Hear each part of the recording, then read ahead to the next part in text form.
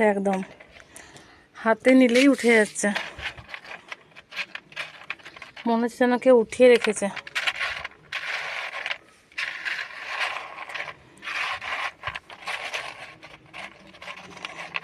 আর বড়িগুলো একটু কেমন হয়েছে দেখাচ্ছি, খুব সুন্দর নরম হয়েছে।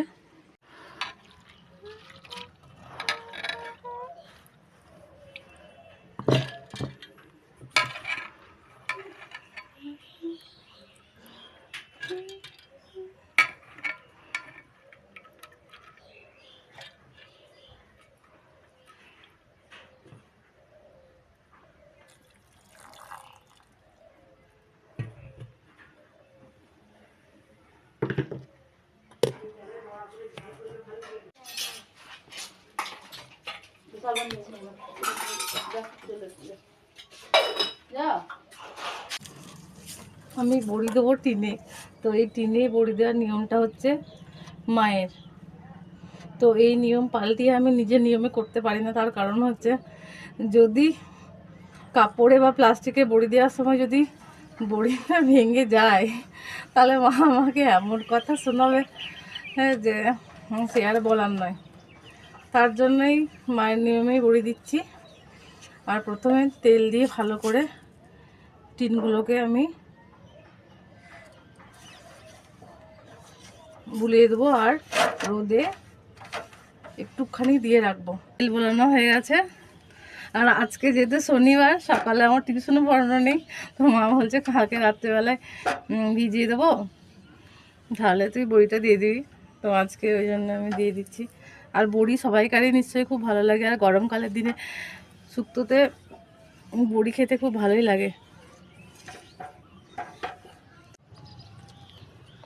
ডালটা এরকম একটা অবস্থায় আছে, তো এটাকে আগে প্রথমে আমাকে ভালো করে ফেটিয়ে নিতে হবে।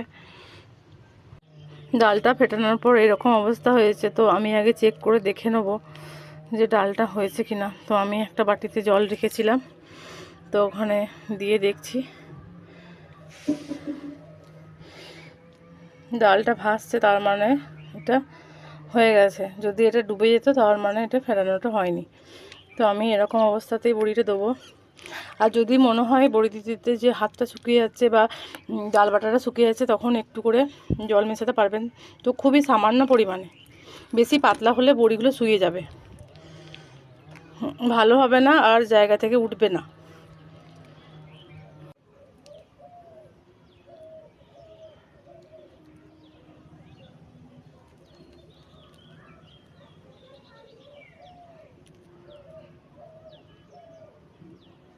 একসাথে অনেকগুলোই বড়ি দেওয়া যাচ্ছে।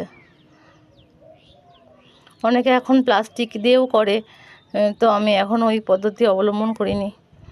আর এই গরম পড়তে এই প্রথম বড়ি দিচ্ছি, আমার হাতেই তাড়াতাড়ি হয়ে যায়।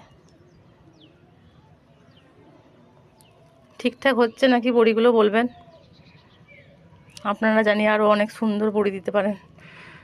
আমি যেরকম পারি সেরকমই দেখাচ্ছি।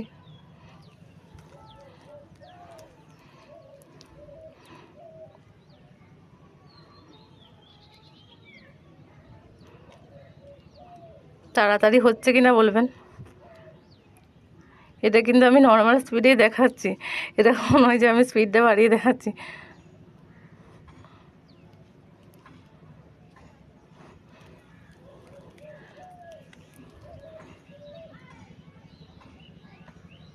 ছোট বড় সব রকম সাইজেরই হয়ে আছে, তাতে কোনো ব্যাপার নয়, বাড়িরই তো বড়ি। হচ্ছে কিনা খালি বলবেন।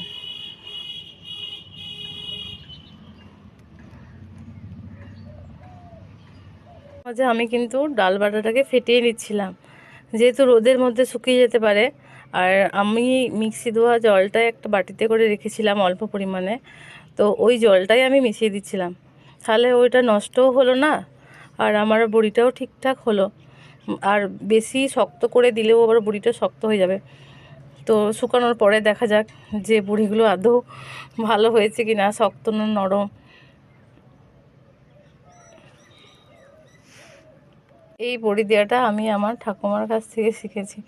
ঠাকুমা আগে তো একটা বিশাল বড় পিতলের থালা ছিল, মানে গামলা ঢাকা দেওয়ার যে থালা হয় না, বিশাল বড়। তো ওই থালাটাতে করে ঠাকুমা বড়ি দিত আগে, আমি দেখতাম। তখন তো উঠোনে বড়ি দেওয়া হতো, তো ওইভাবে দেখে দেখে শিখেছি আর কি। হ্যাঁ, জীবনে নিজের কাজ করতে গেলে পরনির্ভরশীল হলে চলে না, তাই না? নিজে কাজ শিখলে নিজের কাজ নিজের জন্যই সুবিধা, সব জায়গায় নিজেকে মানিয়ে নেওয়া যায়।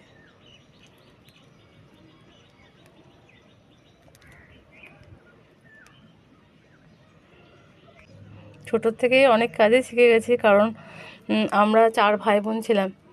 তো আমি ছিলাম সবার বড়, আর আমার একটা ভাইও ছিল, সে একটু অসুস্থ ছিল। তার কারণে তাকে ডাক্তার দেখানোর জন্য মাকে প্রায় দিনই কোথাও না কোথাও যেতে হতো, কখনো কলকাতা, কখনো আসানসোল। তো আমার কাছে তখন আমার বোনেরা থাকতো, আমরা 3 বোন। তো ওদেরকে আমি রান্না করে খাওয়াতাম। আর ঠাকুমা মানে বলে দিত, কিন্তু ঠিক মতন করতে পারতো না। তখন ঠাকুমার একটু আঙুলের প্রবলেমগুলো হয়ে গেছিলো বাতের কারণে। তো ঠাকুমা মোড়ায় বসে বসে আমাকে শিখিয়ে দিত যে কীভাবে করতে হয় রান্না। তো এইভাবে আমি শিখেছি ঠাকুমার কাছ থেকে। খুব ছোটোবেলা থেকে আমি সমস্ত কাজ শিখে গেছিলাম। কমপ্লিট হয়ে গেছে। এরপরে সেকেন্ড টিনটাতে একটু ডাল বাটাটা কম আছে বলে ভাবলাম একটু ফুলের মতো ডিজাইন করি।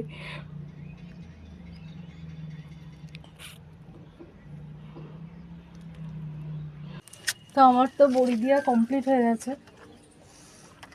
আর একটু উঁচু জায়গায় এটা রাখবো।